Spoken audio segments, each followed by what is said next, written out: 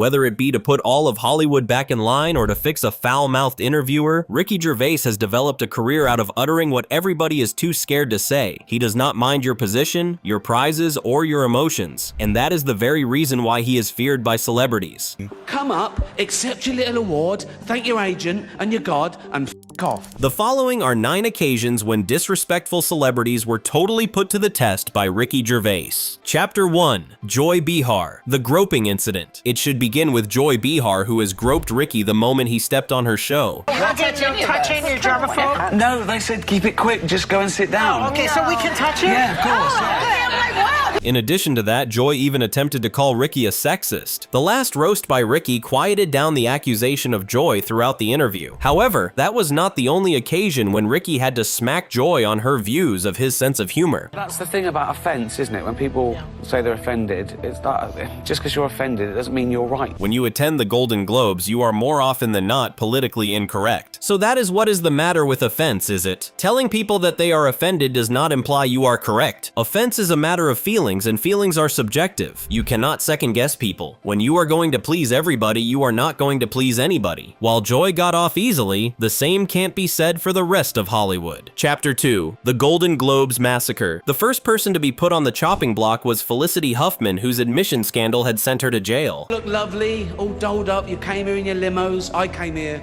in a limo tonight, and the license plate was made by Felicity Huffman. Next came Leonardo DiCaprio. The Irishman was incredible. He was long, yet incredible. Once Upon a Time in Hollywood was almost 3 hours long. Leonardo DiCaprio was present at the premiere, and by the time he was done, his date was old enough. And Ricky did not give up, even when his jokes were too close to the truth. In this room are some of the most important TV and film executives in the world. People from every background, but they all have one thing in common. They're all terrified of Ronan Farrow. He's coming for you. Our second presenter has appeared in Netflix movie Bird Box, where all people live by pretending that they do not see something, like working with Harvey Weinstein. When Ricky had had his way with certain celebrities, he turned to all of Hollywood as his target. Sort of like working for Harvey Weinstein. You did it, I didn't, you did it. Shut the f*** up. If you are elected to an award this evening, do not make a political speech at it. You have nothing to tell the people. You have not been in school as long as Greta Thunberg. You are getting an award, and that is all you are getting. You come up and take it, thank your agent and your god, and walk away. And in his classic fashion, Ricky dropped one last bomb. If you win, right, come up, accept your little award, thank your agent and your god, and f*** off, okay? Chapter 3. Piers Morgan. The kinder egg debate. The nonsensical action of gun laws was also clowned on Piers Morgan's own show. Iowa has been issuing gun permits to blind persons, not partially blind people, but to totally blind persons who cannot legally drive cars.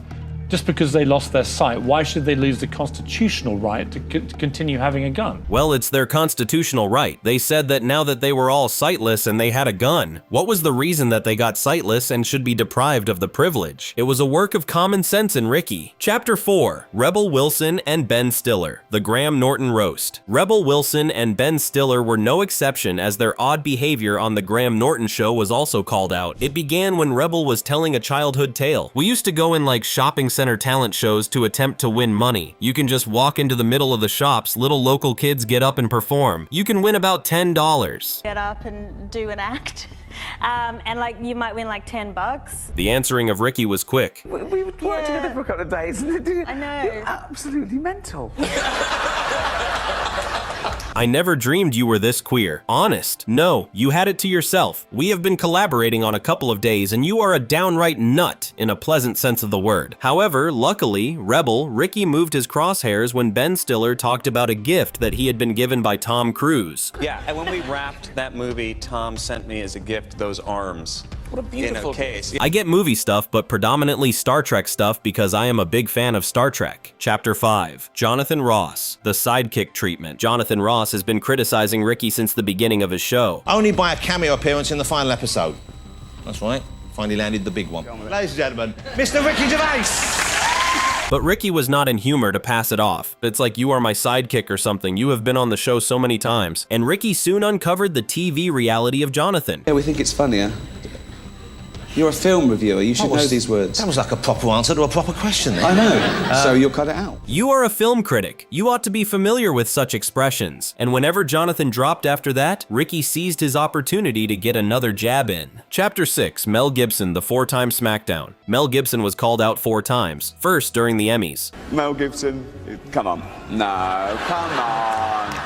Mel Gibson, come on. No, I would not have a go at him. He has had a lot. Not so much as the Jews, to be fair. Then at the Golden Globes, the first presenter is beautiful, talented, and Jewish. According to Mel Gibson, that was what he said to me, and therefore he is obsessed, and I ask everybody to welcome Scarlett Johansson. Finding no reason to cease at the anti-Semitic statements of Mel, Ricky also tinted the drinking history of the actor. Honestly, I like a drink as much as the next man. Unless the next man is Mel Gibson. Ricky continued 2 years later. In this show, I joked a few years ago about Mel Gibson getting a little drunk and saying some unsavory things. We all did it. I was not judging him, but now I am in the embarrassing situation of having to introduce him once again. And as he was done, Ricky threw 2 last bombs. I am sure it is embarrassing to both of us. NBC must be the cause of this awful mess. Mel is blaming NBC. We know who Mel is blaming, forgetting all about it. At least Mel has forgotten. Chapter 7, Stephen Colbert. The religion debate. Stephen Colbert received his training in a civilized manner when he had to argue with Ricky over the issue of religion. That's the devil waiting for you in hell, by the way.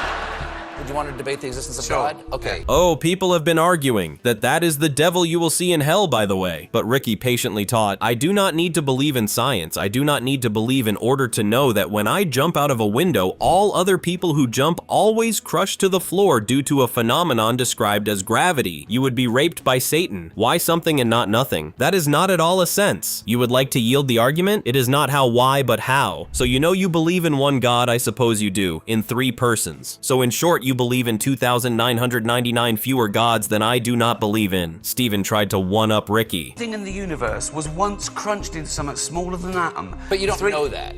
But Ricky spoiled the score. Chapter 8, Jimmy Fallon, the comedy lesson. Jimmy Fallon received a lesson in comedy that he will never forget. Ricky stayed after giving Jimmy a gift that was reflective of The Office to listen to Jimmy making jokes. The government is on the point of publishing a report on the events that went wrong in the BP oil spill. Or as Fish would say, hey, no hurry. Ricky had no self-control. Do it like you were clever enough to come up with this joke yourself, okay? Thou resemblest a small starving rat. Jimmy used the tips of Ricky and his presentation was an overnight success. Demosthenes. Show them. Show it again. Show it with a swagger. Show it as though you deserve this show. The BP oil spill, or as Fish put it, hey, no rush.